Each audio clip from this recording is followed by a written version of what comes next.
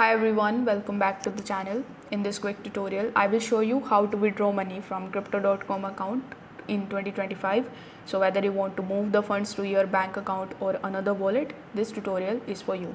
Now without further delay, let's get straight into it. Open your crypto.com application and then log in into your account. Over here, tap on this accounts tab here in the bottom. Then select the option of fiat wallet. If this is your first time withdrawing, you need to just simply tap on the transfer option.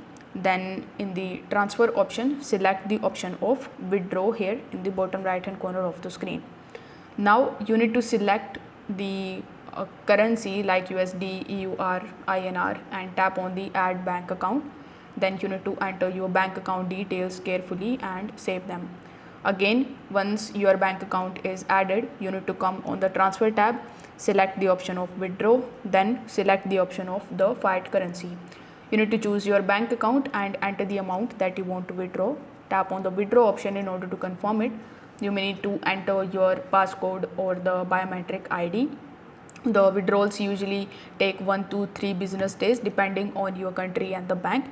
So if you want the withdrawal to be taken with the help of the crypto wallet, you can select the external wallet option over here.